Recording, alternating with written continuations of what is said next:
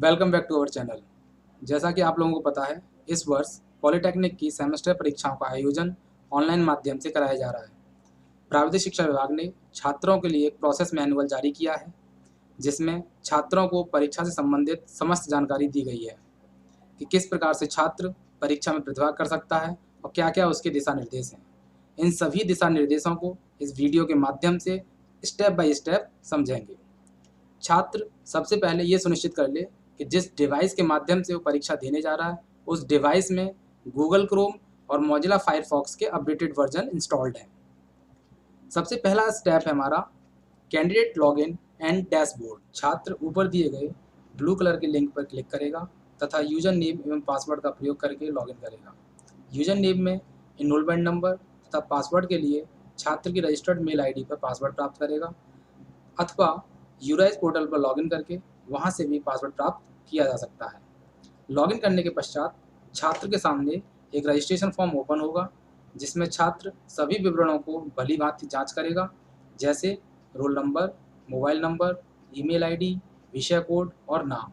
सभी विवरणों की जांच करने के पश्चात I agree the above details are correct check box पर चेक करेगा तथा प्रोसीड एप्लीकेशन बटन पर क्लिक करेगा।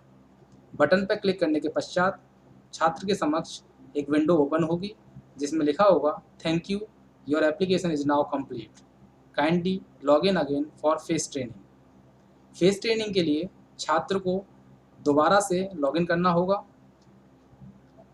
फेस ट्रेनिंग में छात्र 2 बार फोटो पोस्ट करेगा। 2 बार फोटो पेस्ट करने के पश्चात छात्र के सामने एक विंडो ओपन होगी, जिसमें लिखा होगा your face training is complete, kindly preview your application now, also re-login for taking mock test. Click to preview application form button पर छात्र क्लिक करके भविष्य के लिए अपने पंजीकरण फॉर्म का पूर्वावलोकन करेगा और प्रिंट करेगा। साथ ही मॉक टेस्ट के लिए दोबारा से लॉगिन करेगा। छात्र का एप्लीकेशन फॉर्म कुछ इस तरीके का होगा, जिसे छात्र को सेव करके रखना है या प्रिंट करना है। छात्र पुनः लॉगिन करेगा और अपनी निर्धारित सभी परीक्षाओं को वो देख सकेगा। छात्र को परीक्षा पूरी करने के लिए केवल एक ही प्रयास मिलेगा और परीक्षा चयन पृष्ठ, जैसे कि हम नीचे देख रहे हैं, कुछ इस तरीके का दिखाई देगा। यहाँ पे हम कंटिन्यू बटन पर क्लिक करेंगे। कंटिन्यू बटन पर क्लिक करने के पश्चात एक विंडो ओपन होगी, जिसमें हम सिस्टम इन्वायरमेंट चेक करेंगे। सिस्टम इन्वायरमेंट में जैसे वेब कैमरा और माइक्रोफोन भली भांति प्रकार से काम कर रहे हैं, इसको चेक करेंगे। इसके बाद हम प्रोसीड नाउ बटन पर क्लिक करेंगे। प्रोसीड नाउ बटन पर क्लिक करने के पश्चात हमारे समक्ष एक विंडो ओपन होगी, जिसमें हम सभी दिशा निर्देशों को ध्यानपूर्वक पढ़ेंगे और ध्यानपूर्वक पढ़ने के पश्चात हम चेक बॉक्स में चेक करेंगे।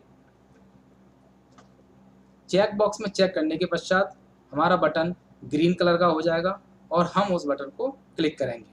क्लिक करने के पश्चात हमारे समक्ष एक टेस्ट स्क्रीन प्रदर्शित होगी। छात्रों को परीक्षा के दौरान विंडो में नेविगेशन की अनुमति नहीं दी जाएगी। यदि छात्र नेविगेशन का प्रयास करता है तो उन्हें नेविगेशन चेतावनी मिलेगी। टेस्ट स्क्रीन में कुछ बटन्स दिए हुए हैं, जिनका प्रयोग करके हम प्रश्नों के उत्तर दे सकते हैं। सबसे पहला बटन है व्यू इंस्ट्रक्शन। व्यू इंस्ट्रक्शन पर क्लिक करके हम उसके निर्देश पढ़ सकते हैं कि किस प्रकार से हम प्रश्नों के उत्तर देंगे।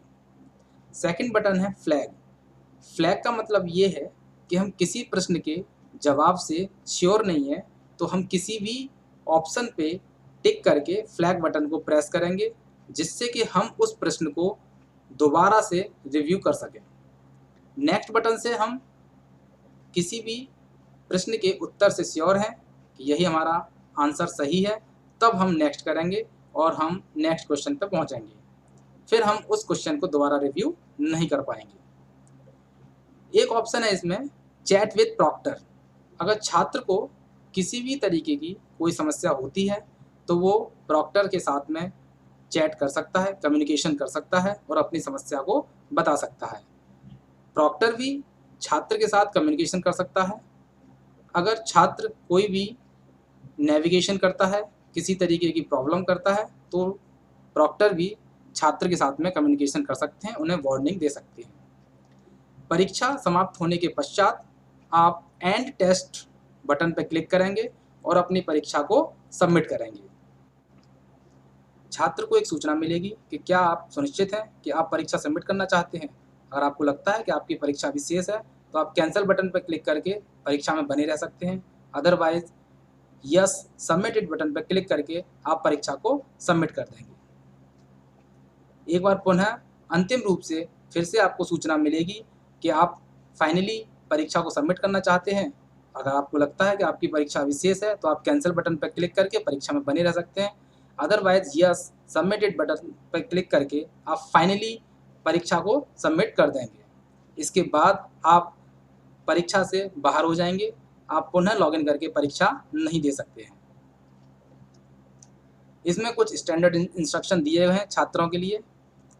यदि कोई छात्र परीक्षा में 15 मिनट से ज़्यादा अनुपस्थित रहता है अथवा किसी छात्र का इंटरनेट 15 मिनट से ज़्यादा देर तक बंद रहता है तो उसे अनुचित साधन के प्रयोग के तहत दंडित किया जा सकता है। छात्र की परीक्षा के रजिस्ट्रेशन के समय फ़ोटो, परीक्षा के समय फ़ोटो को बीटीई में पंजीकृत फ़ोटो से मिलान करवाया जा सकता है। यदि आपका इंटरनेट या बिजली खराब हो जाए तो हेल्पलाइन नंबर से तत्काल संपर्क करना है। आपका टेस्ट पुनः जारी किया जा सकता है। ऐसी स्थिति में परीक्षा वहीं से आरंभ होगी जहां से आपने उसे छोड़ा था।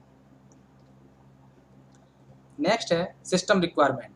आप जिस डिवाइस से परीक्षा देने जा रहे हैं उसकी क्या कॉन्फ़िगरेशन है। सबसे पहले इंटरनेट की न्यूनतम स्पीड 512 kbps होनी चाहिए।